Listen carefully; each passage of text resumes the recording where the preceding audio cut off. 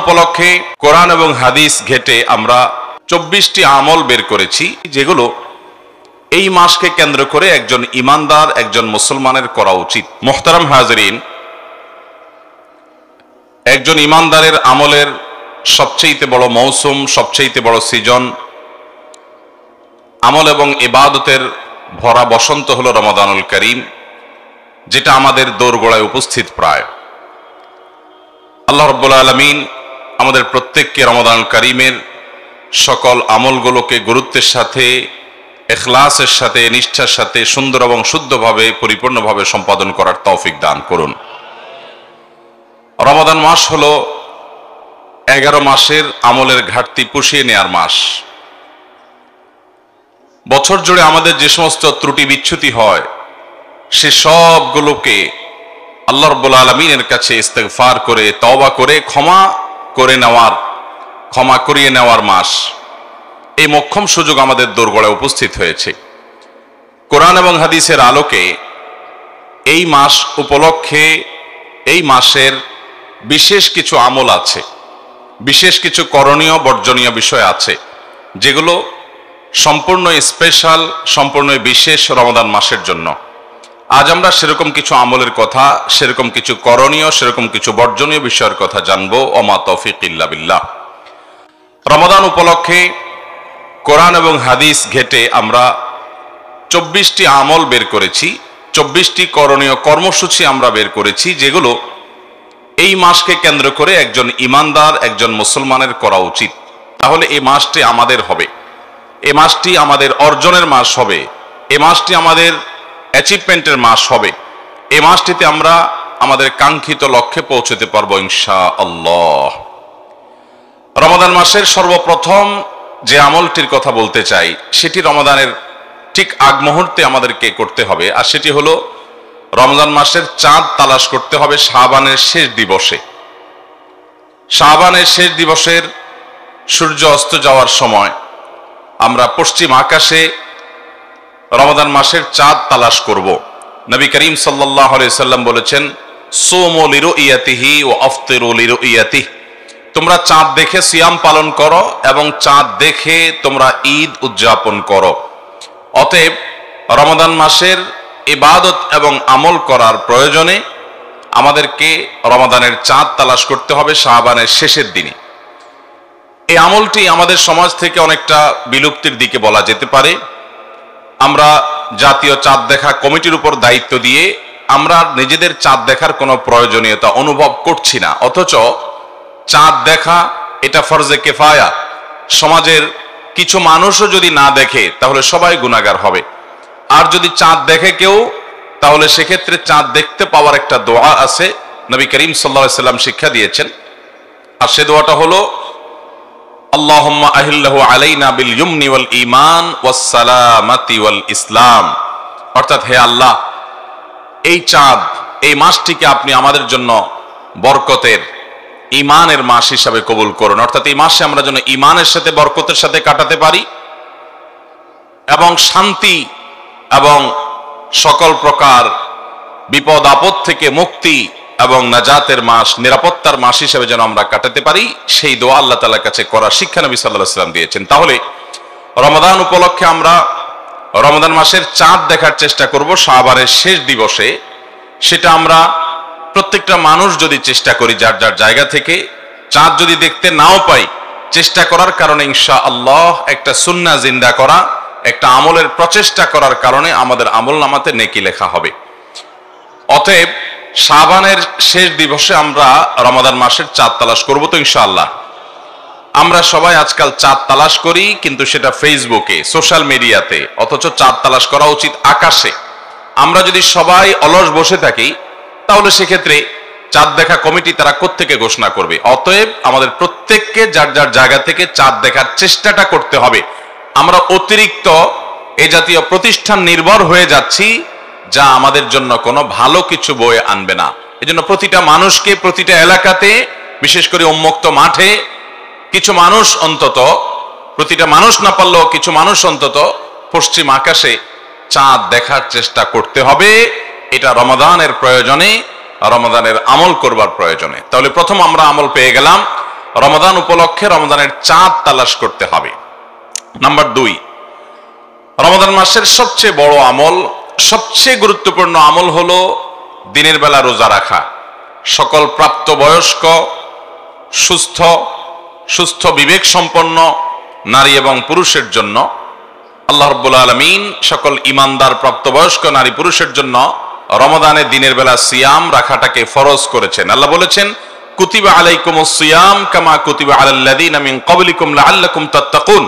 তোমাদের পূর্ববর্তী জাতিদের প্রতি যেমন সিয়াম ফরজ করা হয়েছিল, ঠিক একইভাবে তোমাদের উপরে সিয়াম অর্থাৎ রোজা রাখাটাকে ফরজ করা হয়েছে যেন তোমরা তাকওয়া অবলম্বন করতে পারো। তাহলে রমাদান মাসের সবচেয়ে বড় আমলই হলো এটি, যে রোজা রাখা। আল্লাহ রাব্বুল আলামিন যাদেরকে সুস্থ সবল রেখেছেন, ঈমান যাদের মধ্যে আছে, সে মানুষগুলো প্রাপ্তবয়স্ক হলে অবশ্যই তাদেরকে রোজা রাখতে হবে। এটা ফরজে আইন এবং ইসলামের অন্যতম একটা স্তম্ভ, মেইন 5টা কাজের একটা কাজ। অতএব এটি হবে রমজানের সবচেয়ে গুরুত্বপূর্ণ কাজ, সিয়াম সাধনা করা। নাম্বার 3, রমাদান উপলক্ষে রাতের বেলায় তারাবির সালাত আদায় করা, কিয়াম করা, রাতে সালাত আদায় করা দাঁড়িয়ে। নবী করিম সাল্লাল্লাহু আলাইহি সাল্লাম বলেছেন, মান কামা রমাদানা ঈমানান ওয়া ইহতিসাবা গুফিরা লাহু মা তাকাদ্দামা মিন যামবি। যে ব্যক্তি রমজান মাসে দাঁড়িয়ে ঈমানের সাথে, ইখলাসের সাথে, আল্লাহর কাছ থেকে সওয়াব পাওয়ার আশায় তারাবির নামাজ পড়বে, গুফিরা লাহু মা তাকাদ্দামা মিন যামবি, আল্লাহ রাব্বুল আলামিন তার পূর্বের সমস্ত গুনাহগুলো মাফ করে দিবেন। এই জন্য রমাদান মাসে একজন ঈমানদার তারাবির নামাজ পড়বেন। তবে তারাবির নামাজ পড়াটা এটা আমাদের জন্য রোজা রাখার মতো এরকম ফরজ করা হয় নাই, এটা সুন্নাহ। নবী করিম সাল্লাল্লাহু আলাইহি সাল্লাম করেছেন, সাহাবায়ে কেরাম জামাতের সাথে গুরুত্বের সাথে এই তারাবির নামাজ আদায় করেছেন। অতএব তারাবির নামাজ আমাদেরকে আদায় করতে হবে, এটা রমজানের একটা বড় আমল। তারাবির নামাজ আদায়ের ক্ষেত্রে আমাদের লক্ষ্য রাখতে হবে খুব বেশি মাত্রাতিরিক্ত তাড়াহুড়া যেন না হয়। তাড়াহুড়া যদি হয়, হাফেজ সাহেবের তেলাওয়াত যদি আমরা না বুঝি, কোনো কিছু অতিরিক্ত যদি হুলস্থুল করা হয়, তাহলে সেক্ষেত্রে সেই তারাবি কখনো আল্লাহর কাছে আমাদেরকে নৈকট্যপ্রাপ্ত বান্দাদের কাতারে শামিল করবে না। এটা আমাদেরকে উপযুক্ত সওয়াবের উপযুক্ত করবে না। এজন্য তারাবি হতে হবে মিডিয়াম পর্যায়ে, কমপক্ষে যত আস্তে যত ধীরে হতে পারে সেটা ততই ভালো। তাড়াহুড়ো কোনো অবস্থাতে করা যাবে না। তাহলে তৃতীয় আমল পেয়ে গেলাম, রমজান মাসে তারাবির নামাজ পড়া। যদি কোনো কারণে কেউ কোনোদিন তারাবি নামাজ পড়তে না পারেন, তাহলেও তাকে রোজা রাখতে হবে এবং তার রোজা হয়ে যাবে। তারাবি পড়তে পারি নাই, সে অজুহাতে রোজা না রাখার কোনো সুযোগ নাই, কারণ রোজা রাখাটা ফরজ আর তারাবির নামাজ পড়াটা হলো সুন্নাত। 4 নম্বর আমল হলো রমজানের রোজা রাখার জন্য সাহারি খাওয়া, এবং সাহারিটা একটু দেরিতে খাওয়া। নবী করিম সাল্লাল্লাহু আলাইহি সাল্লাম বলেছেন, তাসাহহারু ফাইন্না ফিস সাহুরি বারাকাহ। তোমরা সাহারি খাও, কারণ সাহারি খাওয়ার মধ্যে বরকত আছে, সাহারির খাবারের মধ্যে কল্যাণ রাখা আছে। এটা আমাদের জন্য কল্যাণ বয়ে আনে আত্মিকভাবে, শারীরিকভাবে, নানা দিক থেকে। এই জন্য খুব বেশি খেতে ইচ্ছা না করলেও সাহারিতে কিছু একটা অন্তত খাওয়া, এটা সুন্নাহ। এবং সাহারি খেতে হয় একটু দেরিতে, একটু বিলম্বে, শেষের দিকে। নবী করিম সাল্লাল্লাহু আলাইহি সাল্লাম রাতের শেষের দিকে সাহারি খাওয়ার জন্য আমাদের উদ্বুদ্ধ করে বলেছেন, এই উম্মত অর্থাৎ মুসলমানরা ততদিন পর্যন্ত কল্যাণের অধিকারী হবে, কল্যাণের মধ্যে থাকতে পারবে যতদিন পর্যন্ত তারা ইফতার তাড়াতাড়ি করবে আর সাহারি দেরিতে করবে। সাহারি দেরিতে করার মানে কি? এর মানে হলো আজানের, ফজরের ওয়াক্ত যে হবে নামাজের, তার মিনিমাম 20-25 মিনিট আগে সাহারি খাওয়া শেষ করা। এটা হলো সুন্নাহ। নবী করিম সাল্লাল্লাহু আলাইহি সাল্লাম সাহারি খেয়ে শেষ করার পর 50টি আয়াত তেলাওয়াত করার মতো সময় রাখতেন। তার মানে এই পরিমাণ গ্যাপ দিতেন যাতে 50 আয়াত তেলাওয়াত করা যায়। আমরা অনেকে শেষ ওয়াক্তে সাহারি খাওয়া সুন্নত, এটার মানে বুঝছি যে একেবারে মুয়াজ্জিন আজান দিবে ঠিক তার কয়েক সেকেন্ড আগে খাবার শেষ করা, এটা বোধহয় সুন্নত। এটা ভুল। নবী করিম সাল্লাল্লাহু আলাইহি সাল্লাম একেবারে শেষ মুহূর্ত বলতে আজান দেয় ততক্ষণ পর্যন্ত খেতেন না, বরং তার যথেষ্ট আগে খাবার তিনি খাওয়া শেষ করতেন। যদিও ওয়াক্ত হওয়ার আগ মুহূর্ত পর্যন্ত আপনি খেতে পারেন, কিন্তু নবী সাল্লাল্লাহু আলাইহি সাল্লামের সুন্নাহ হলো যে আপনি কমপক্ষে ওয়াক্ত হওয়ার আগে 50 আয়াত তেলাওয়াত করার মতো সময় গ্যাপ রেখে তারপরে খাবেন। অনেক মুরব্বীরা আছেন এখনো রাত 12টা 1টার দিকে সাহারি খেয়ে ফেলেন। এটা সুন্নাহ নয়। সুন্নাহ হলো দেরিতে, অর্থাৎ ভোর রাতে ফজরের ওয়াক্ত হওয়ার আগে আগে সাহরি খাওয়া, এটা সুন্নাহ।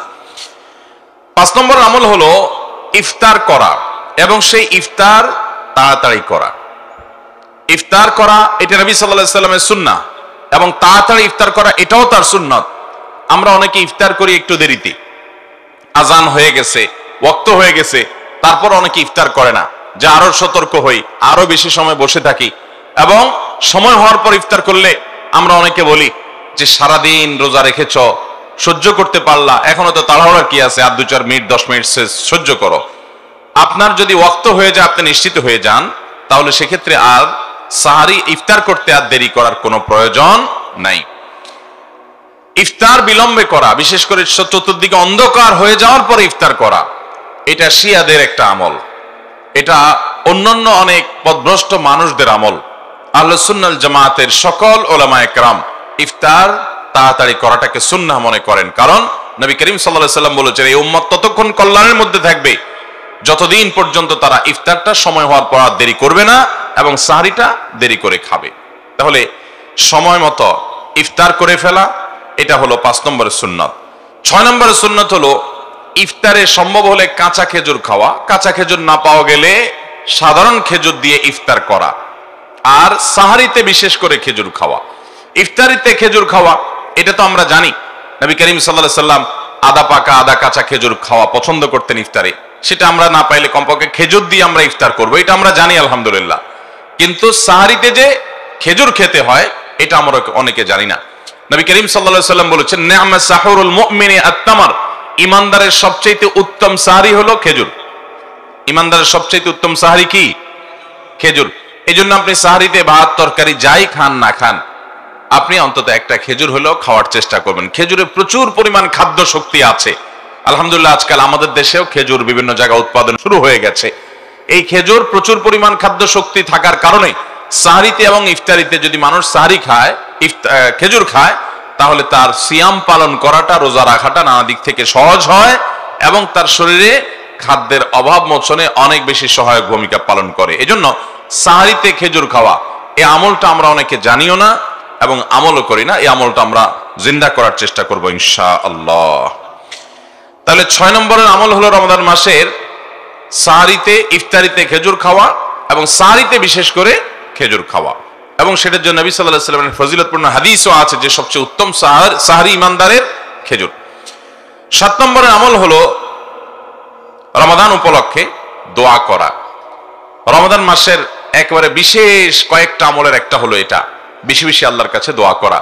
কারণ নবী করিম সাল্লাল্লাহু আলাইহি সাল্লাম বলেছেন রোজাদার ব্যক্তির দোয়া আল্লাহ তাআলা ফিরিয়ে দেন না যতক্ষণ পর্যন্ত সে ইফতার না করে। তার মানে এই পুরো দিন ব্যাপী সে যদি রোজা রাখা অবস্থায় দোয়া করে, আল্লাহ সুবহানাহু ওয়া তাআলা সেটা কবুল করেন। এজন্য রোজা অবস্থায় আপনি কাজ করছেন, ডিউটি করছেন, মা বোনরা বাসা বাড়িতে গৃহস্থলী কাজ করছেন, রান্না বাড়া করছেন, আমরা কলকারখানাতে কাজ করছি, অথবা রাস্তাঘাটে হাঁটাচলা করছি, যে অবস্থায় আসি না কেন, আমরা রোজা অবস্থাতে আল্লাহ তাআলার কাছে দোয়া নিবেদন করব, দোয়া পেশ করব।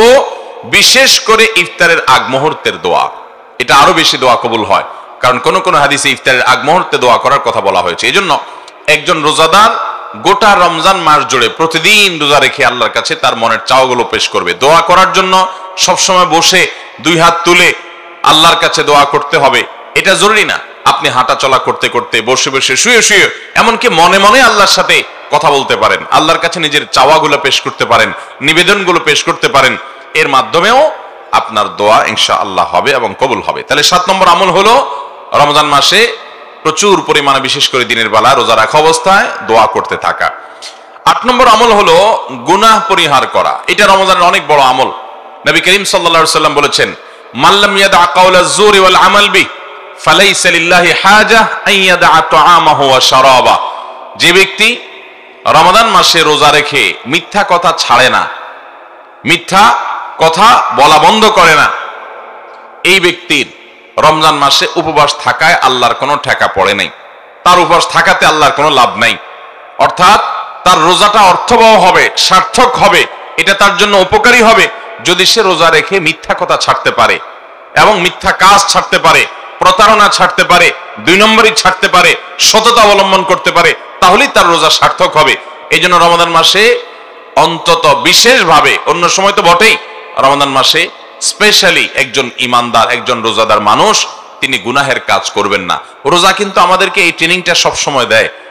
রোজা এটা মূলত সিয়াম শব্দ সেখান থেকে এসছে, সেখান থেকে আমরা বলি রোজা আমাদের এই অঞ্চলে। মূল শব্দটা সিয়াম বা সোম। এই সোম বা সিয়াম শব্দের অর্থ হলো বিরত থাকা। বিরত থাকা কোত্থেকে? পান এবং আহার থেকে।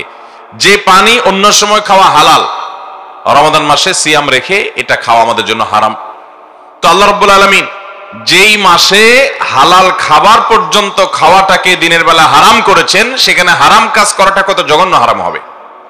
এই জন্য ইমানদার রমাদান মাসে সততার চর্চা করবে। সিয়ামের উদ্দেশ্যই হলো যাতে আমরা তাকওয়ার চর্চা করতে পারি। সিয়াম আমাদেরকে কিন্তু বার্তা দেয় যে দেখো, তুমি দিনের বেলায় তোমার হালাল টাকায় কেনা পানি, হালাল টাকায় কেনা খাবার তোমার সামনে আছে, পেটে ক্ষুধা আছে, পিপাসাও আছে, এরপরও তুমি সে খাবার সে পানি পান করছো না, কারণ আল্লাহ নিষেধ করেছেন। বাস এই একটি চেতনা তোমার জীবনের প্রত্যেকটা ক্ষেত্রে তোমার মধ্যে থাকতে হবে। এটাই হলো তাকওয়া, যে আল্লাহ তাআলা নিষেধ করেছেন সেজন্য এই পথে যাব না, আল্লাহ তাআলা হারাম করেছেন সেজন্য ওই কাজটা করব না, আমার করার প্রয়োজন আছে, করার সুযোগও আছে, তারপরও করব না, কারণ আল্লাহ নিষেধ করেছেন। রোজাদার ব্যক্তি রোজা রেখে তিনি একান্ত গোপনে একাকীও পানি খায় না, কোনো কিছু খায় না। কেন? কারণ তিনি জানেন এই রোজাটা তিনি আল্লাহর জন্য রেখেছেন, সে আল্লাহ দেখছেন। অতএব সিয়ামের এই চেতনা আমাদেরকে উদ্বুদ্ধ করে সামগ্রিক জীবনে যেন আমরা আল্লাহর ভয় অন্তরে জাগ্রত করে হারাম থেকে বেঁচে থাকি। এটাই হলো সিয়ামের মূল উদ্দেশ্য। আল্লাহ বলেছেন, কুতিবা আলাইকুমুস সিয়াম কামা কুতিবা আলাল্লাযিনা মিন ক্বাবলিকুম লাআল্লাকুম তাত্তাকুন। তোমাদের উপরে সিয়াম ফরজ করা হয়েছে, তোমাদের পূর্ববর্তীদের উপরে যেভাবে ফরজ করা হয়েছে সেভাবে। উদ্দেশ্য লাআল্লাকুম তাত্তাকুন, যাতে তোমরা সিয়াম সাধনার মাধ্যমে তাকওয়া অবলম্বন করতে পারো, গুনাহ ছাড়ার চর্চা যাতে করতে পারো, এই উদ্দেশ্যে সিয়াম দেওয়া হয়েছে। কারণ সিয়াম আমাদেরকে কিভাবে গুনাহ ছাড়া ট্রেনিং দেয় সেটা আমি বললাম, যে পানি আছে, আমার পিপাসাও আছে, আমি পান করছি না, কারণ আল্লাহর নিষেধ আছে। অতএব এখান থেকে আমি ট্রেনিং পাচ্ছি যে আমার জীবনের সব ক্ষেত্রে কোনো হারাম কাজ করার সুযোগ আছে, একান্তে মোবাইলে হারাম জিনিস দেখার সুযোগ আছে, মনে চাচ্ছেও কিন্তু আমি করব না, কারণ আল্লাহ সেটা হারাম করেছেন। সিয়াম সে শিক্ষাটা আমাদেরকে দেয়, বিধায় সেই চর্চাটা গোটা রমজান ব্যাপী হতে হবে। রমাদানে কোনো গুনাহ করা যাবে না। অতএব 8 নম্বরের আমল হলো এটি, যে রমাদান মাসে আমরা বিশেষভাবে মিথ্যা, প্রতারণা এবং যে কোনো গুনাহ, যত রকম গুনাহ আছে, চোখের গুনাহ, কানের গুনাহ, না আমাদের মুখের গুনাহ, যত রকমের গুনাহ আছে, সমস্ত হারাম কাজগুলো আমরা বর্জন করে চলবো। 9 নম্বর, বিশেষভাবে একটা গুনাহ আমাদেরকে পরিহার করতে হবে, তা হলো মিথ্যা। যেটা একটু আগে বললাম, নবী করিম সাল্লাল্লাহু আলাইহি সাল্লাম বলেছেন যে মাল্লাম ইয়াদা কাওলা যুরি ওয়াল আমাল বিহি, যে ব্যক্তি মিথ্যা কথা আর মিথ্যা কাজ ছাড়লো না, ফালাইসা লিল্লাহি হাজাতান আন ইয়াদা তাআমাহু ওয়া শারাবা, তাহলে সে রোজা রেখে খাইলো না, পান করলো না, এটাতে আল্লাহর কোনো প্রয়োজন বা ঠেকা পড়ে নাই। অতএব একটা বিশেষ গুনাহ রমজান মাসে কোনো অবস্থাতেই করা যাবে না, সেটা হলো মিথ্যা। মিথ্যা ছাড়া ট্রেনিং রমজানে আমাদেরকে নিতে হবে, সারা বছর যাতে আমরা সত্যবাদিতার চর্চা করতে পারি। এটা হলো রমজানের স্পেশাল আমল। 10 নম্বর আমল হলো রমাদান উপলক্ষে ঝগড়াঝাটি, এটা পরিহার করতে হবে। অন্য সময় তো বাদ দেব, রমাদান মাসে বিশেষভাবে ঝগড়াঝাটি করা যাবে না। নবী করিম সাল্লাল্লাহু আলাইহি সাল্লাম বলেছেন, কেউ যদি রমজান মাসে রোজা রাখে, কারোর সাথে তার কথা কাটাকাটি তৈরি হয়, কেউ যদি তার সাথে ঝগড়া করা শুরু করে, সে যেন ওই ব্যক্তিকে বলে দেয়, ইন্নী সায়েম, ভাই তোমার এই ঝগড়ার জবাব আমি দিতে পারি, তোমার এই ঝগড়ার জবাবে বহুত কিছু বলার আছে আমার, কিন্তু আমি রোজাদার, সেজন্য আমি তোমাকে কিছু বলতে পারলাম না। সেখান থেকে সে সবর করে সরে যাবে। রোজাদার সে কারোর সাথে ঝগড়া লিপ্ত হবে না। অতএব এটি হলো বিশেষভাবে পরিহার্য বিষয়, রমজান উপলক্ষে আমাদেরকে পরিত্যাগ করতে হবে যে আমরা ঝগড়া করব না। 10 নম্বর আমল। 11 নম্বর আমল হলো রোজাদারকে ইফতার করানো।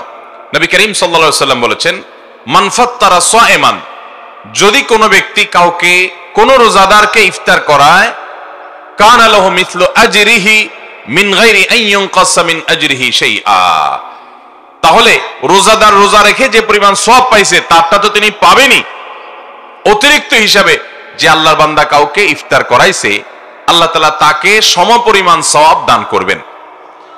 আপনি রমজানে 30টা রোজা রাখতে পারেন, এর বেশি রাখার সুযোগ আছে? রমজান মাসে 30 দিনে 60টা রোজা রাখা যাবে? পিচি পোলাপান রাখে, দিনে 2-3টা করে রাখে। কিন্তু একজন প্রাপ্তবয়স্ক মানুষ রমজানে 30টা বেশি রোজা রাখার সুযোগ, কিন্তু আমরা যদি চাই রমজানে আমি 60টা রোজার সওয়াব আমল নামায় লেখাবো, সেই সুযোগ আছে। আমি যদি চাই 60 কেন, কয়েকশো রোজার সওয়াব এর যে বিনিময়, এটা আমার আমল নামায় অ্যাকাউন্টে জমা করাবো, সেই সুযোগ আছে। আর সেটা হলো কাউকে ইফতার করানোর মাধ্যমে। আপনি কোন একজন রোজাদারকে ইফতার করালেন, বিশেষ করে আপনার আশেপাশে অনেক গরিব অভাবী মানুষ আছে, আপনি তাদের বাসায় রমজান ইফতারের জন্য কিছু খাবার কিনে পাঠিয়ে দিলেন সারা মাসের জন্য, অথবা একদিনের জন্য আপনি ইফতার পাঠিয়ে দিলেন, অথবা একজন রোজাদারকে ডেকে এনে আপনি ইফতার করালেন, তাহলে আপনার রোজাটা কবুল হবে কি হবে না আল্লাহ তাআলা ভালো জানেন। কিন্তু ওই আল্লাহর বান্দাকে যে আপনি ইফতার করালেন, আপনি একটি পূর্ণাঙ্গ রোজা আদায় করার সওয়াব আপনার অ্যাকাউন্টে পেয়ে যাবেন।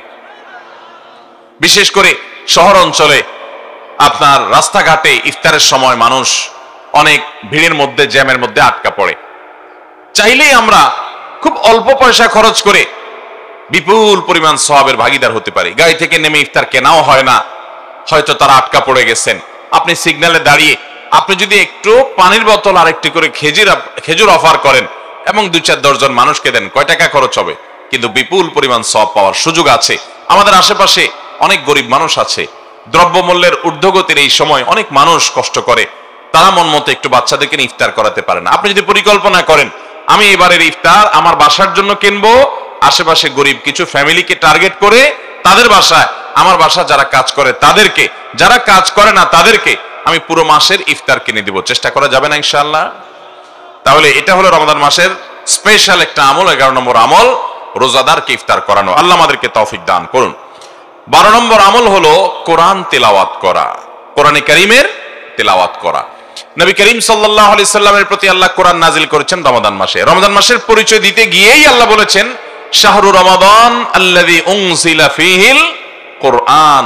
রমজান মাসটাই হলো এমন মাস যে মাসে কোরআন নাজিল করা হয়েছে। কোরআন অবতরণের জন্য এই মাসটাকে আল্লাহ নির্বাচন করেছেন। অতএব এই মাসটির সাথে কোরআনের সম্পর্ক সুনিবিড়।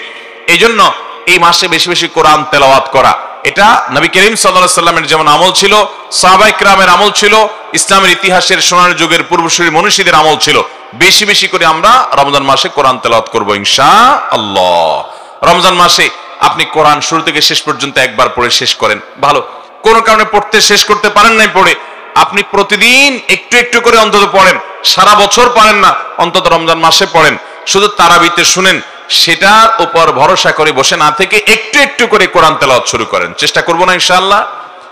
আপনি প্রতিদিন 1 পৃষ্ঠা করে 2 পৃষ্ঠা করে অন্তত সুন্দর করে শুদ্ধ করে পড়ার চেষ্টা করেন, শেখার চেষ্টা করেন এবং বুঝে বুঝে অর্থ সহকারে জানার চেষ্টা করেন।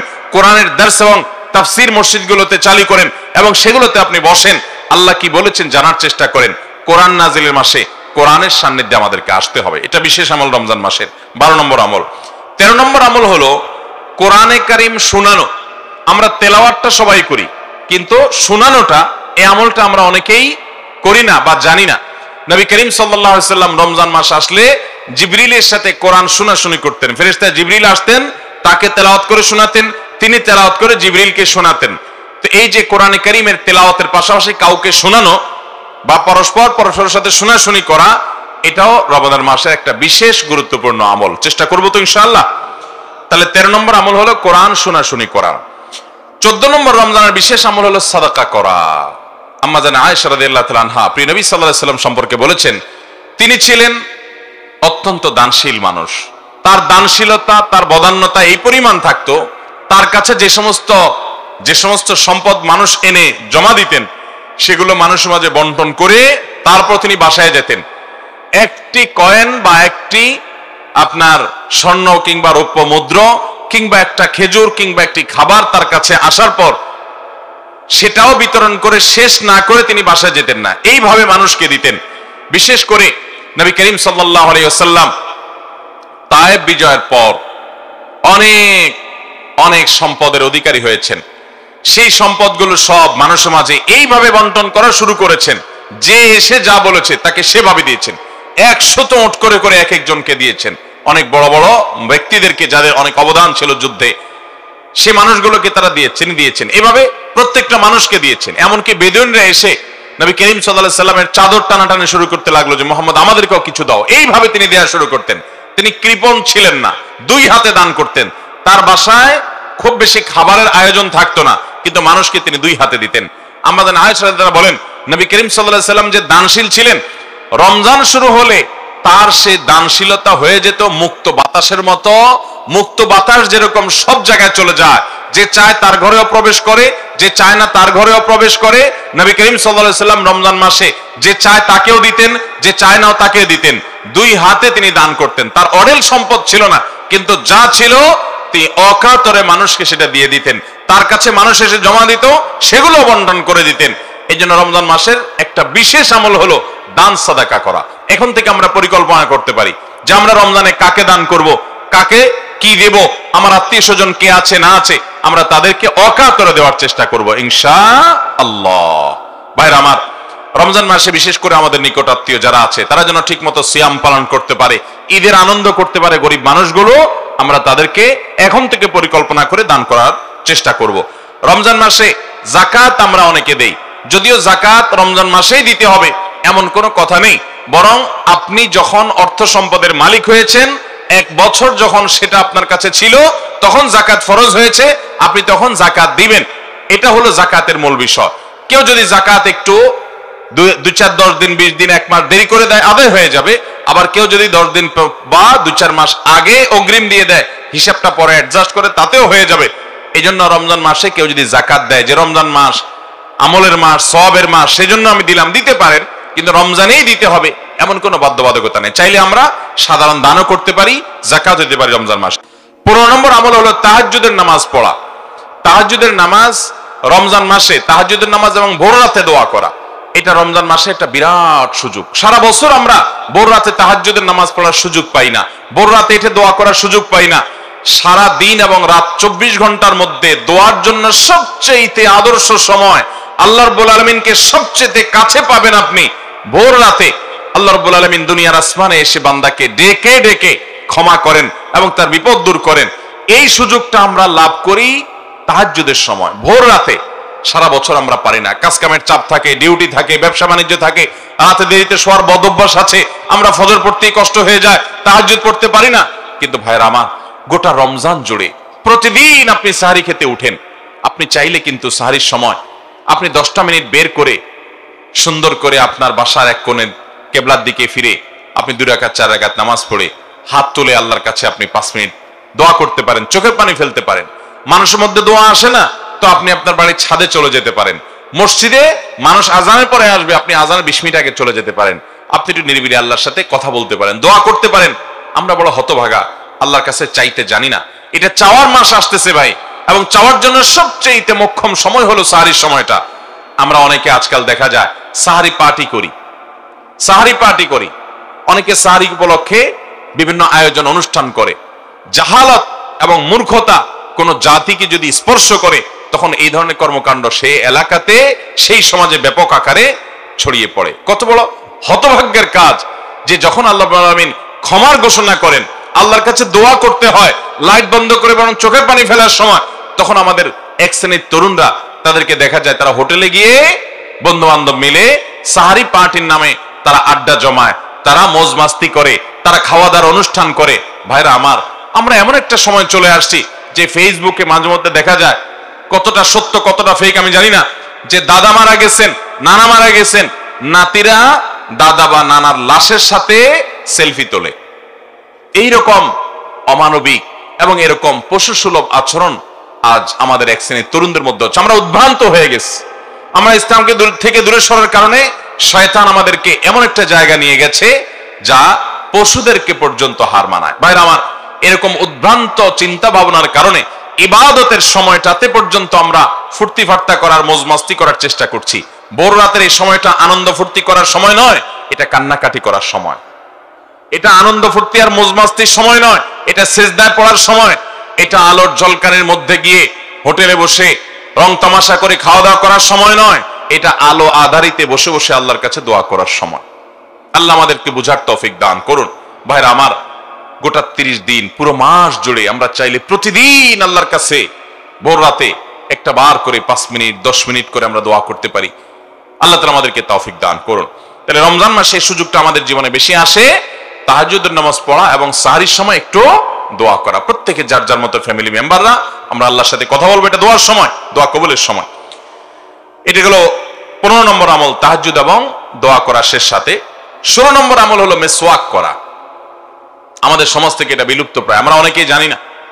মেসওয়াক করা, আম্মা জান আয়েশা বলেছেন রাদিয়াল্লাহু তাআলা আনহা, নবী করিম সাল্লাল্লাহু আলাইহি সাল্লামকে রোজা অবস্থায় আমি এত বেশি মেসওয়াক করতে দেখেছি যে গুণে শেষ করতে পারবো না, এত বেশি বার, এত বেশি সংখ্যক তিনি মেসওয়াক করতেন। এজন্য আমরা রমাদান মাসে রোজা রেখে দিনের বেলায় প্রচুর পরিমাণে মেসওয়াক করব। অনেকে মেসওয়াক করতে চায় না, মনে করে মেসওয়াক করলে রোজা হালকা হবে কিনা। না, হালকা হবে না, রোজা বরং আরো ভারী হবে। আপনি মেসওয়াক করবেন। নবী করিম সাল্লাল্লাহু আলাইহি সাল্লাম রোজা অবস্থায় প্রচুর কি করতেন? মেসওয়াক। মেসওয়াকের সাথে শুধু দাঁত পরিষ্কারের সম্পর্ক না, মেসওয়াকের সাথে আমাদের ব্রেইনের নার্ভের সম্পর্ক, মেসওয়াকের সাথে আমাদের ঈমানের সম্পর্ক। নবী সাল্লাল্লাহু আলাইহি সাল্লাম তার জীবনের শেষ আমল ছিল মেসওয়াক। মেসওয়াক করতে করতে তিনি দুনিয়া থেকে গেছেন। তিনি বাসায় ঢুকলে মেসওয়াক করতে করতে ঢুকতেন।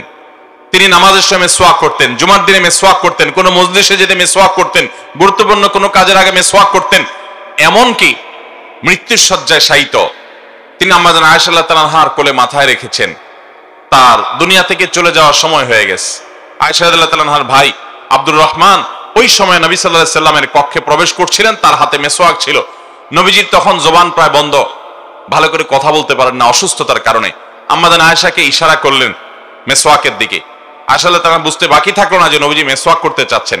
তখন তার ভাইয়ের কাছ থেকে মেসওয়াকটা চেয়ে নিয়ে তিনি নিজের দাঁত দিয়ে চিবিয়ে দিলেন। নবী সাল্লাল্লাহু আলাইহি সাল্লাম সে মেসওয়াক করতে করতে দুনিয়া থেকে চলে গেছেন।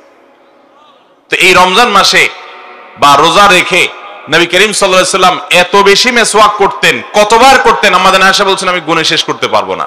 তাইলে আমরা রোজা রেখে মেসওয়াক করবো তো ইনশাআল্লাহ। 16 নম্বর আমল হলো রমজানে উমরা করা। যদি আল্লাহ কাউকে তৌফিক দান করে রমজানে উমরা করা, ভাই উমরা করার ফজিলত হলো রমজান মাসে যদি কেউ উমরা করে, নবী করিম সাল্লাল্লাহু আলাইহি সাল্লাম বলেছেন যে উমরাতুন ফি রমাদান তা'দিলু হাজ্জা। যদি কেউ রমজানে উমরা করে তাহলে অন্য সময় হজ করার সমান সওয়াব সে পাবে। আর কোন কোন বর্ণনা আছে যে উমরাতুন ফি রমাদান তা'দিলু হাজ্জাতাম মাই, রমজানে উমরা করলে নবী সাল্লাল্লাহু আলাইহি সাল্লাম বলেছেন আমার সাথে হজ করার সমান সওয়াব হবে।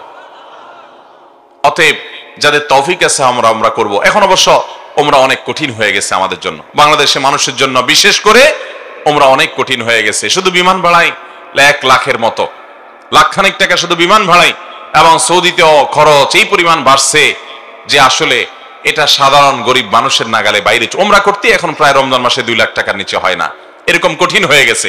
আল্লাহ তাআলা আমাদেরকে সহজ করার তৌফিক দান করুন। তাহলে 17 নম্বর আমল হলো রমজান মাসে উমরা করা। যদি তৌফিক থাকে করব, আর তৌফিক না থাকলে নিয়ত করব যে আল্লাহ আমাকে তৌফিক যেন দেন, দোয়া করব। 18 নম্বর আমল হলো রমজানের শেষ দশক ইবাদত বন্দেগীর জন্য মাজায় গামছা বেঁধে নিতে হবে। সবচেয়ে বেশি চেষ্টা করতে হবে শেষ দশক। কারণ নবী সাল্লাল্লাহু আলাইহি সাল্লাম ইদা দাখালাল আশর ইয়াজতাহিদু ফীহি মা লা ইয়াজতাহিদু ফী গায়রি। আয়েশা রাদিয়াল্লাহু তাআলা বর্ণনা করেছেন নবী করিম সাল্লাল্লাহু আলাইহি সাল্লাম রমজানের শেষ দশক আসলে যেই পরিমাণ ইবাদত বন্দেগী করতেন, যেই পরিমাণ মেহনত করতেন, দোয়া তেলাওয়াত নফল নামাজ রোনাজারি জিকির আজকার আল্লাহর দিকে যেই পরিমাণ রুজু হতেন, শেষ 10 দিন আসলে এটা তার জীবনে অন্য কোন সময় করতেন না। অর্থাৎ জীবনের ইবাদতের জন্য সবচেয়ে বেশি সাধনা, সবচেয়ে বেশি চেষ্টা করতে হবে রমজানের শেষ 10 দিন। চেষ্টা করবো তো ইনশাআল্লাহ। আমাদের বরং শেষ 10 দিন ইবাদতটা একটু কম হয়, কারণ আমাদের দেশে আপনি দেখবেন রমজানের প্রথম মসজিদে মুসল্লি ফিল আপ হয়ে, বারান্দা পূরণ হয়ে, বাহিরেও কিছু কার্পেট বা চাটাই বিছানো লাগে প্রথম রমজানের প্রথম দিনগুলো। আস্তে আস্তে যখন যেতে থাকে 8-10 দিন, দ্বিতীয় দশক শুরু হলে আস্তে আস্তে বাহিরের বিছানা, বাহিরের আপনার চাটাই এবং কার্পেট গুলো গোছায় ফেলায় মুয়াজ্জিন সাহেবরা, কারণ সেখানে আর মুসল্লি হয় না। আস্তে আস্তে মুসল্লি বারান্দায় চলে আসে। আর শেষের 10 দিন যখন শুরু হয় তখন দেখা যায় ওই অরিজিনাল যেগুলা ওয়াক্তিয়া মুসল্লি ছিল ওইগুলার বাইরে সামান্য কিছু মুসল্লি থাকে, বারান্দায় আর মুসল্লি থাকে না। ঠিক না ঠিক? আমরা ঈদের কেনাকাটায় ঝাঁপিয়ে পড়ি, গ্রামের বাড়িতে ঈদ করার জন্য চলে যাই, সেই ব্যস্ততায় আমরা ব্যস্ত হয়ে পড়ি। রমজানের সবচেয়ে স্বাদটাই হলো শেষের দিকে, সবচেয়ে স্বাদই শেষের দিকে। এই জন্য নবী করিম সাল্লাল্লাহু আলাইহি সাল্লাম রমজানের শেষ 10 দিন ইবাদতের জন্য সবচেয়ে বেশি মেহনত করতেন। আল্লাহ সুবহানাহু ওয়া তাআলা আমাকে আপনাকে তৌফিক দান করুন। চেষ্টা করব তো ইনশাআল্লাহ। রমজানের শেষ 10 দিন আমরা বিশেষ ইবাদতের জন্য চেষ্টা করব। এটা ছিল নবী সাল্লাল্লাহু আলাইহি ওয়াসাল্লাম বিশেষ আমল। তাহলে 18 নম্বর আমল হলো রমজানের শেষ 10 দিন ইবাদতের জন্য স্পেশাল মেহনত করতে হবে। 19 নম্বর আমল হলো রমজানের শেষ 10 দিন ইতিকাফ করতে হবে। কি করতে হবে ভাই? ইতিকাফ করতে হবে। আহা, এই আমলটা মিসকিন, এই আমলটা আমাদের সমাজ থেকে বিলুপ্তির পথে। আমাদের দেশে মসজিদগুলোতে ইতিকাফের জন্য লোক ভাড়া করে বসাইতে হয়, আছে না নাই? ইতিকাফে বসার মতো লোক নাই। একটা এলাকাতে হাজার হাজার মানুষ বসবাস করে, কিন্তু আল্লাহর ঘরে 10 দিন ইতিকাফ করবে এই সময়টা মানুষের নাই। টাকা দিয়ে ইতিকাফে লোক বসানো হারাম। যে টাকা দিয়ে বসে সেও গুনাহগার, আর যারা টাকা দিয়ে বসায় তারাও গুনাহগার। ইবাদতে কোনো টাকা পয়সা চলে? ভাইরা আমার, ইতিকাফের জন্য আমাদের দেশে মসজিদগুলোর লোক পাওয়া যায় না। আহা, অথচ ইতিকাফ এমন একটা আমল, এই আমলটা প্রিয় নবী সাল্লাল্লাহু আলাইহি ওয়াসাল্লামের জীবনে 1 বছরও ছাড়েন নাই। রমজানের রোজা ফরজ হয়েছে 3য় হিজরিতে, তখন থেকে নিয়ে তার ওয়াফাত পর্যন্ত প্রতি বছর রমজানের শেষ 10 দিন তিনি ইতিকাফ করছেন। 1 বছর তিনি ইতিকাফে বসছেন, কিন্তু আবার বের হয়ে যেতে হয়েছে, ইতিকাফ ভেঙে ফেলতে হয়েছে বিশেষ কারণে। পরবর্তী বছর তিনি এসে 20 দিন ইতিকাফ করে আগের বছরের 10 দিন পূরণ করেছেন। তারপরও ইতিকাফ কখনো ছাড়েন নাই। একটিবার চিন্তা করেন তো, যে আমলটা প্রিয় নবী সাল্লাল্লাহু আলাইহি ওয়াসাল্লাম জীবনে একবারও ছাড়েন নাই, সেটা বেশিরভাগ মানুষের জীবনে একবারও করি নাই আমরা। এই পুরো মাহফিলে যত মানুষ আছি আমরা জীবনে একবার অন্তত রমজানের শেষ 10 দিন মসজিদে ইতিকাফে বসছেন, এরকম যারা আছেন একটু হাত তোলেন। শেষ 10 দিন ইতিকাফে বসছেন, মাশাআল্লাহ। কয়জন মানুষ হবে? 10, 15, 20 জন মানুষ এত বড় মজলিসের মধ্যে। বাকি মানুষগুলো আমরা বসি নাই। ভাইরা আমার, নবী করিম সাল্লাল্লাহু আলাইহি ওয়াসাল্লাম যেটা জীবনে কখনো ছাড়েন নাই, সেটা আমি জীবনে কখনো করি নাই। নিজের শত্রুর সাথেও তো এরকম বৈপরীত্য মানুষ করে না। এতে একবার নিয়ত করবো তো ইনশাআল্লাহ। আপনি বলবেন আপনি ব্যস্ত, আপনার সময় নাই। কি ব্যস্ত আপনি ভাই? আপনার যদি মালাকুল মউত এখন হাজির হয়ে যায়, আপনি যদি বলেন যে আমি একটু ব্যস্ত, আসি, পরে আসেন, কোন কাহিনী চলবে? ভাইরা আমার, প্রিয় নবী সাল্লাল্লাহু আলাইহি ওয়াসাল্লামের চেয়ে বেশি ব্যস্ত আপনি। উনি ছিলেন রাহমাতুল লিল আলামিন, গোটা পৃথিবীর মানুষের নাজাতের জন্য আল্লাহর পক্ষ থেকে দায়িত্বপ্রাপ্ত হয়ে আসছেন। রাতে ঘুমাতে পারতেন না, মানুষকে হেদায়েতের জন্য পেরেশান থাকতেন, আল্লাহর কাছে রোনাজারি করতেন। তার কোনো অবসর সময় ছিল না তেমন। অথচ তিনি পর্যন্ত তার মদিনা রাষ্ট্রের প্রধান ছিলেন, রাষ্ট্র পরিচালনার কাজ ছিল, অনেক অভিযান পরিচালনা করার দায়িত্ব ছিল, অনেক ষড়যন্ত্র মোকাবেলা করতে হতো। ইসলাম সারা বিশ্বের বড় বড় নেতাদের কাছে পৌঁছাতে হয়েছে, সবার কাছে পৌঁছাতে হয়েছে, সবার সব সমস্যাগুলো দেখতে হতো তাকে। এত দায়িত্ব পালন করেছেন, এবং এতজন স্ত্রী তার ছিলেন, এই ফ্যামিলিগুলোর সবগুলোর দায়িত্ব, সবার দায়িত্ব তার পালন করতে হয়েছে। এত কিছু দায়িত্ব যার, তিনি এত ব্যস্ততা সত্ত্বেও রমজানের শেষ 10 দিন আসলে সকল দায়িত্ব প্যাকেট করে রেখে তিনি মসজিদে ইতিকাফের জন্য বসে যেতেন, এবং মসজিদে বসে তিনি দাওয়াতি কাজ এবং জিহাদের কাজ, অন্যান্য কাজগুলো আঞ্জাম দিতেন, কিন্তু মসজিদে বসে যেতেন। অতএব আমাদের শেষ 10 দিন মসজিদে বসতে হবে, চেষ্টা করবো তো ইনশাআল্লাহ। মসজিদে ইতিকাফে আমরা যারা কখনো বসি নাই, আমরা মনে করি এটা তো একটা বন্দি জীবন, এটা তো একটা জেল জীবনের মতো, যে আটকা পড়ে যাব, 10 দিনের জন্য আর বের হতে পারবো না, শুধু টয়লেটের জন্য বের হওয়া যাবে, এছাড়া বের হওয়া যাবে না। আমাকে বাসা থেকে খাবার কেউ এনে দিবে, আমি বসে বসে খাবো। 10 দিন এখানে বন্দি থাকলে আমার বোরিং ফিল হবে, আমি কিভাবে সময় কাটাবো? ভাইরা আমার, যারা ইতিকাফে বসেন নাই তারা ইতিকাফের স্বাদ সম্পর্কে বলতে পারবেন না। আপনি ইতিকাফে বসলে আর কিছু না হোক, আপনি বিছানাপত্র নিয়ে যদি মসজিদে পড়ে যান আল্লাহর ঘরে, তো আপনার কাছে ফিল হবে, অনুভব হবে যে আল্লাহ তাআলার চৌকাঠে দুয়ারে গিয়ে আপনি পড়ে গেছেন, এরকম মনে হবে আপনার কাছে। অবর্ণনীয় একটা স্বাদ এবং ভালো লাগা কাজ করবে। এই জন্য ভাইরা আমার, আমরা রমজানের শেষ দশকে ইতিকাফ করার চেষ্টা করবো তো ইনশাআল্লাহ। ইতিকাফ করলে আমরা মনে করি কোনো কথাবার্তা বলা যায় না, চুপচাপ থাকা লাগে, বোবা হয়ে থাকতে হয় না, এরকম কোনো কথা নেই। 2-4 জন মানুষ থাকলে আপনি ইতিকাফে তাদের সাথে কথা বলতে পারেন, অন্য মুসল্লিদের সাথে কথা বলতে পারেন। এমনকি আপনার দুনিয়াবি কোনো বিষয় যদি খুব বেশি জরুরি হয়, সেটা আপনি সারতে পারেন। র্যান্ডমলি আপনি সেখানে বসে দুনিয়ার কাজ করবেন না, সেখানে বসে ইবাদতবন্দি করবেন, কিন্তু কোনো জরুরি কাজ থাকলে সেটা আপনি ওখানে বসে সারতে পারেন। আর এমনিতে সাধারণ কথাবার্তা বলাতে কোনো অসুবিধা নাই। আমরা মনে করি যে না, ওখানে বোধহয় রোবটের মতো থাকতে হবে। অতএব আমরা ইতিকাফ করার নিয়ত করবো তো ইনশাআল্লাহ। তাহলে 19 নম্বর আমল হলো রমজানের শেষ 10 দিন ইতিকাফ করা। 20 নম্বর আমল হলো লাইলাতুল কদরে রমজানের শেষ দশকের প্রতিটা রাতেই লাইলাতুল কদর হতে পারে। বেজোড় রাতগুলোতে হওয়ার সম্ভাবনা আরো বেশি, 21, 23, 25, 27, 29 এই রাতগুলোতে নবী সাল্লাল্লাহু আলাইহি সাল্লাম বলেছেন যে তোমরা রমজানের শেষ দশকের বেজোড় রাতে লাইলাতুল কদর তালাশ করো। অতএব লাইলাতুল কদর পাওয়ার উদ্দেশ্যে সেই রাতগুলোতে বিশেষভাবে একটা দোয়া পাঠ করা, এটা হলো 20 নম্বরের আমল। সে দোয়াটা কি? দোয়াটা হলো আল্লাহুম্মা ইন্নাকা আফুউন তুহিব্বুল আফওয়া ফাফু আন্না। আল্লাহ আপনি ক্ষমাশীল, আপনি ক্ষমা করতে পছন্দ করেন, অতএব আমাদেরকে ক্ষমা করেন। এই দোয়াটা আমরা শেষ দশকে বেশি বেশি করে পড়বো ইনশাআল্লাহ। এটি একটি গুরুত্বপূর্ণ আমল রমজানের শেষ দশকের, বিশেষ করে বেজোড় রাতগুলোর এবং শবে কদরের, লাইলাতুল কদরের 20 নম্বর আমল। 21 নম্বর আমল হলো ইফতারের সময় একটি দোয়া নবী সাল্লাল্লাহু আলাইহি সাল্লাম পড়তেন, সেই দোয়াটা পাঠ করা।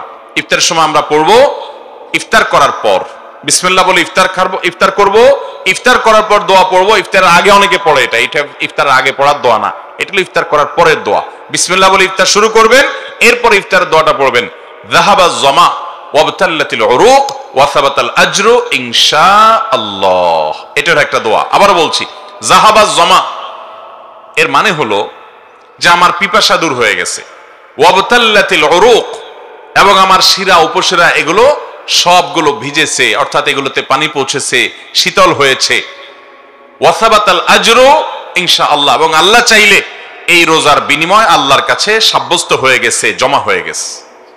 এটা হলো ইফতারের দোয়া, নবী সাল্লাল্লাহু আলাইহি ওয়াসাল্লাম এটা পড়তেন। 22 নম্বর আমল হলো বিশেষভাবে রমজান মাস জুড়ে ভাই প্রতিদিন আল্লাহর কাছে ইস্তেগফার করা, গুনাহ মাফ চাওয়া, জাহান্নাম থেকে মুক্তির জন্য দোয়া করা। বেশিরভাগ মানুষ আমরা রমজান মানেই বুঝি 4টা কাজ। রমজান মানে কয়টা কাজ বুঝি? রমজান মাসে রোজা রাখা, রমজান মানে তারাবি পড়া, রমজান মাসে সাহরি খাওয়া, রমজান মানে ইফতার করা, বাস। রোজা, তারাবি, সাহরি, ইফতার, এই 4 কাজের নাম মানে আমরা রমজান মাস জানি, অথচ এই 4 কাজ নয়। আমি অনেকগুলো আমলের কথা বললাম, এর মধ্যে এই আমলটা বিশেষভাবে করা যে প্রতিদিন আল্লাহর কাছে চোখের পানি ফেলে একটা সময় দোয়া করা। রমজান মাস আসলে আমরা এত ব্যস্ত হয়ে পড়ি, ব্যবসায়ীরা বোনাস দিতে হবে, আমরা ঈদের কেনাকাটা করতে হবে, আমাদের ইবাদতের আর টাইম নেই। যে মাসটা আসছে ইবাদতের জন্য, মূল কাজ হলো ইবাদত, সে ইবাদত বলে আমরা অন্য সব করি, ইবাদতের সময় আমাদের হয় না। ভাইরা আমার, নবী করিম সাল্লাল্লাহু আলাইহি সাল্লাম বলেছেন, তার কাছে জিবরিল এসে আল্লাহর পক্ষ থেকে অফার নিয়ে এসে বলেছেন, বাউদা মান আদরাকা রমাদান ফালা ওয়ালাম ইগফার লা, ওই ব্যক্তি ধ্বংস হোক যে রমজান মাস পেল অথচ তার গুনাহগুলো মাফ করাইতে পারলো না। এটা অফারের মাস, সারা জীবনের গুনাহ মাফ করাইতে চাইলে এটা সবচেয়ে বড় সুযোগ।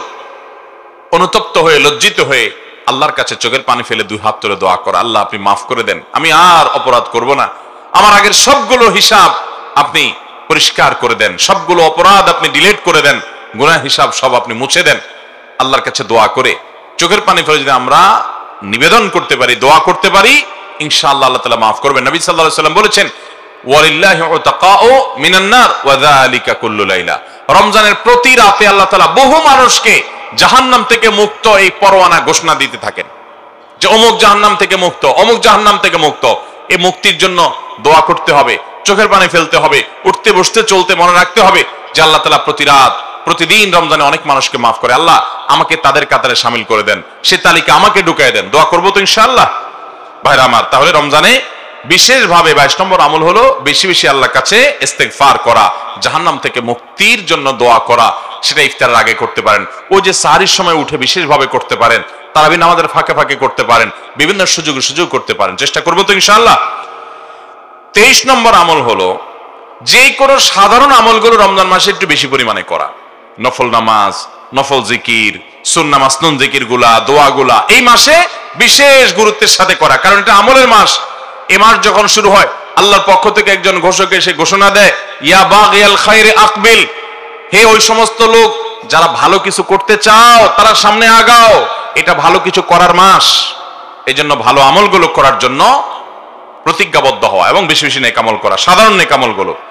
24 নম্বর এবং সর্বশেষ আমল হলো ফিতরা আদায় করা। এটা রমজানের একেবারে শেষের দিকে, ঈদের চাঁদ ওঠার আগে 1-2 দিন আগেও দেওয়া যায়, তবে ঈদের চাঁদ ওঠার পর থেকে নিয়ে ঈদের নামাজের আগ পর্যন্ত এই সময়ের মধ্যে ফিতরা দিতে হয়। ফিতরা দেওয়া মানে হলো 2টা উদ্দেশ্য। এর একটা হলো নবী করিম সাল্লাল্লাহু আলাইহি সাল্লাম বলেছেন, যাকাতুল ফিত্রে তোহরাত তুহরাতুন লিস-সাইমি মিনাল লাগবি ওয়ার রাফাস ওয়া তু'মাতুন লিল মাসাকিন।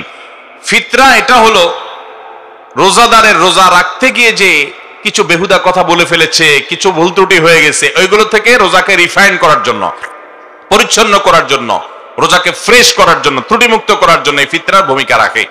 আর দ্বিতীয় উদ্দেশ্য হলো ঈদ উপলক্ষে গরিব দুঃখীর বাসায় যেন খাদ্য থাকে, ঈদের দিন যেন সবাই হাসি মুখে থাকতে পারে, অন্তত এক বেলা খাবার যেন সবার বাসায় ভালো করে থাকে, সেজন্য ফিতরের ব্যবস্থা নবী সাল্লাল্লাহু আলাইহি ওয়াসাল্লাম রেখেছেন। এই জন্য রমজানের শেষ আমল হলো ফিতরা দিয়ে রমজানকে বিদায় দিতে হয়, রমজানের শেষ আমল করতে হয়। এই 24টা আমলের সবগুলো আমল করার চেষ্টা করবো তো ইনশাআল্লাহ।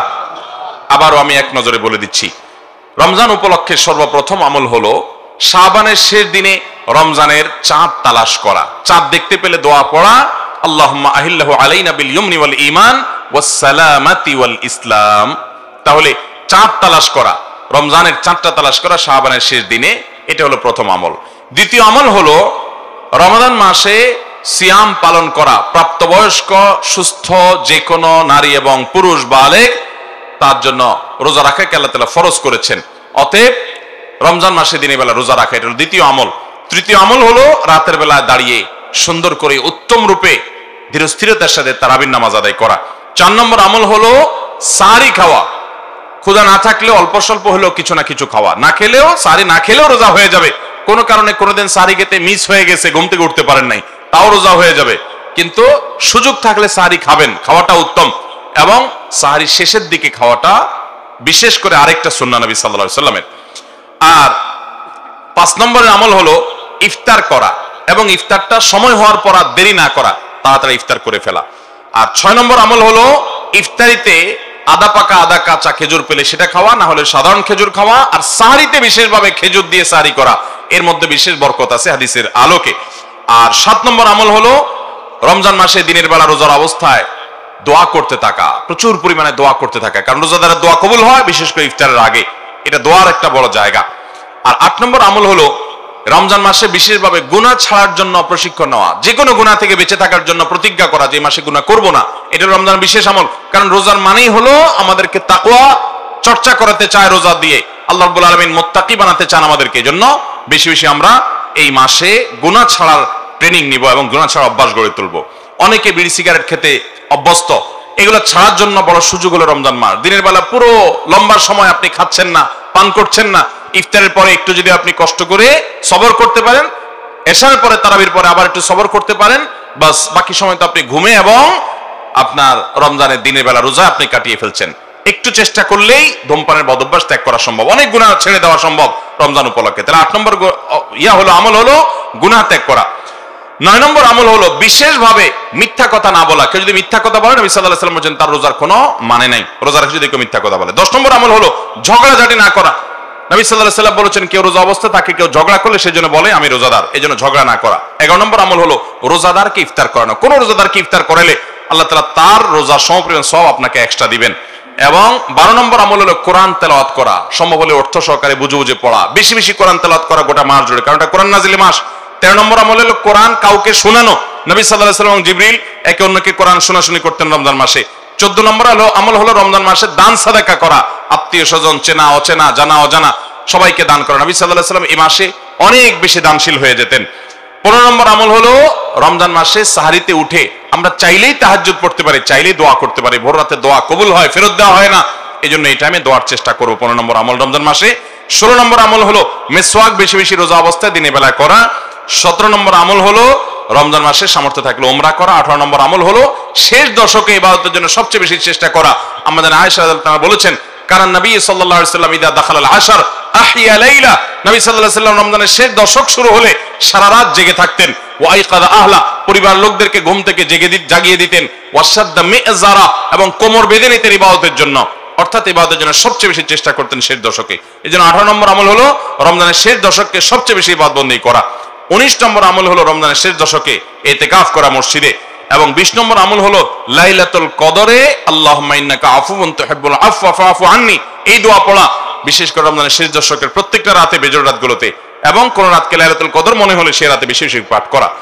আর 21 নম্বর আমল হলো ইফতারের দোয়া করা। ইফতার করার পরে দোয়া পড়া, জাহাবাজ জামা ওয়াবতাল্লাতিল উরুক ওয়া সাবাতাল আজরু ইনশাআল্লাহ, এই দোয়া পড়া। আর 22 নম্বর আমল হলো গোটা রমজান জুড়ে আল্লাহর কাছে ইস্তিগফার করা, গুনাহ মাফ চাওয়া, জাহান্নাম থেকে মুক্তির দোয়া করা। কারণ এই মাসটা মুক্তির মাস, এই মাসটা নাজাতের মাস, এই মাসটা মাগফিরাতের মাস। এই জন্য আল্লাহর কাছে সেটা চাওয়া বেশি বেশি করে। 23 নম্বর আমল হলো সাধারণ জেনারেল নেক আমলগুলো বেশি বেশি করে গোটা মাস জুড়ে করতে থাকা।